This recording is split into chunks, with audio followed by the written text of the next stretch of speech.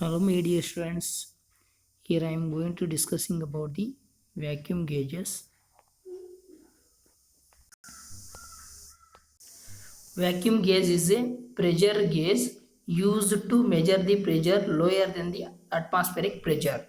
That means those measuring negative pressures are usually termed as vacuum gauges, and we have most referred by the below the atmospheric pressure like that.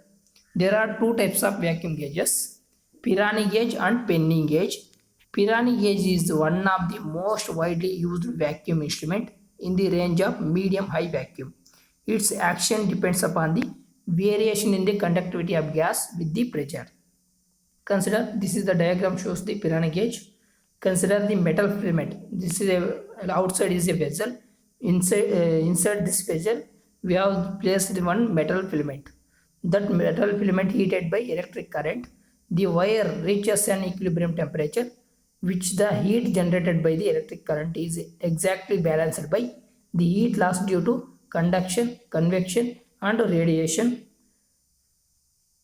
Then the radiation loss are small unless the temperature is very high. At low pressure, when the mean free path is comparable with the size of the vessel, the distinction between the convection and conduction disappears. That means when the mean free path is high, the gas molecules are sticking the heated filament, gain the kinetic energy, which they transfer by the collision either by other gas. That means when the electrons present in this metal filament, the gas molecules from the this vacuum chamber they can collide, and the kinetic energy transfer from electrons to that gas molecules, and also the gas molecule and water wall collisions also takes place. At high pressure, the number of molecules sticking the filament in the unit time is large, and heat losses due to also loss. Then it should be noted that the higher pressure, when the heat transfer is of all in the intermolecular collisions, heat losses is independent of pressure.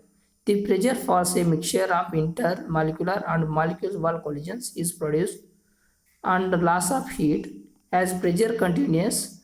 The molecule wall collision process becomes dominant of the heat loss becomes directly proportional to the pressure.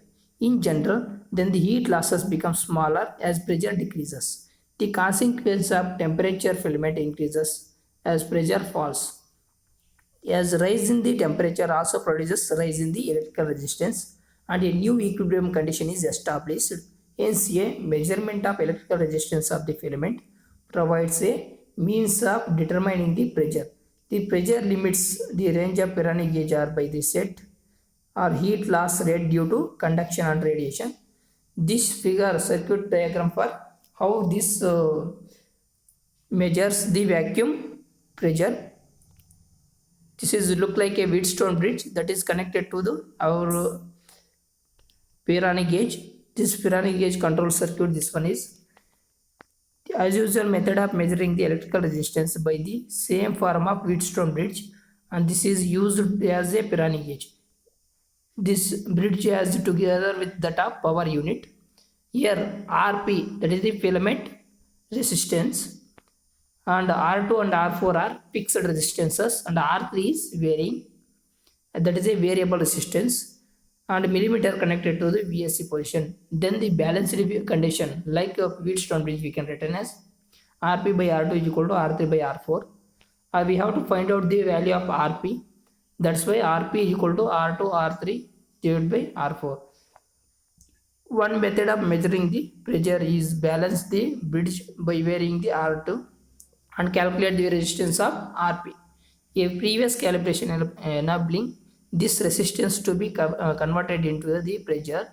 It is more as usual, however, to keep R2 and R4 constant and preset R3, and to measure the out of balance current through the this one millimeter, that is a galvanometer millimeter, which can be a in the scale by calibrated in the pressure units. In terms of first we have find out the resistance of this filament, and that one we converted into in terms of pressure units, that is the pressure of the particular vacuum system. And the next I am go to the pinning gauge or ionization gauge. There are here see this diagram. two cathode plates.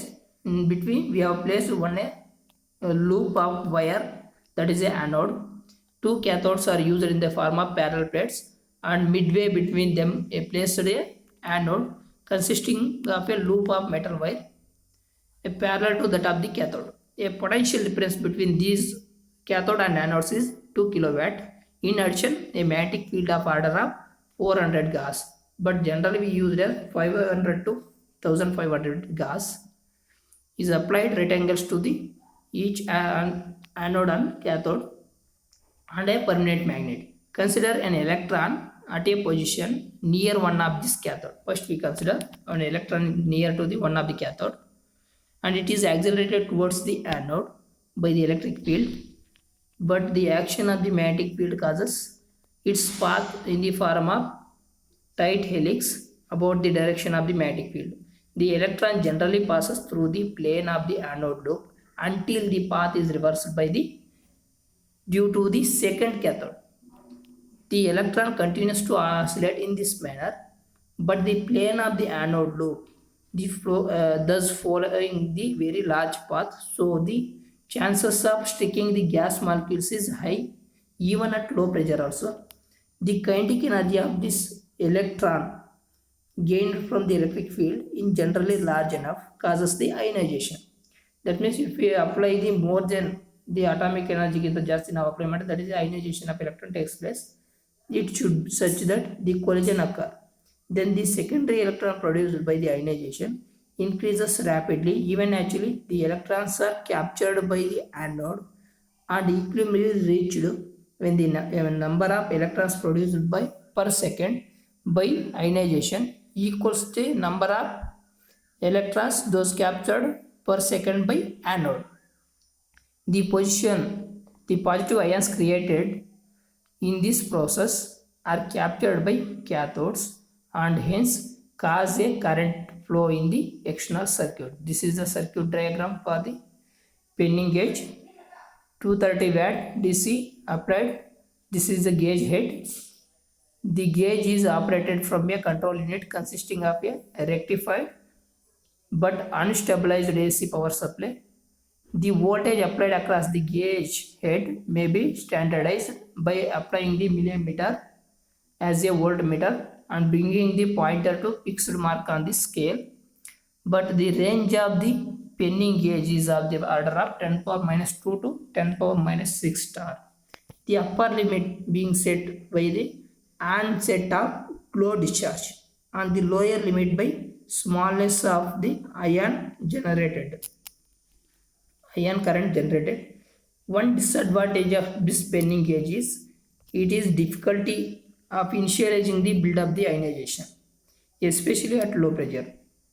In order to start the ionization process, it is necessary to produce a few electrons near one of the cathode at a higher generated background radiation in the atmosphere, which passes through the gauge head as usually produces sufficient ionization to provide these electrons. However, at low pressure, the probability of this production by this means becomes smaller and even actually is insufficient to start the process. But several methods are there to start this process. First one, the gauge may be switched on at 10 power minus 2 torr and allowed to remain throughout this pump down. And another method, at low pressure, starting a radioactive gamma or beta source may be brought near the head of this penning gauge, the gamma or beta rays producing sufficient initial ionization. Thank you for watching. These two are the Pirani and penny gauges. How we can measure the pressure of the vacuum tube.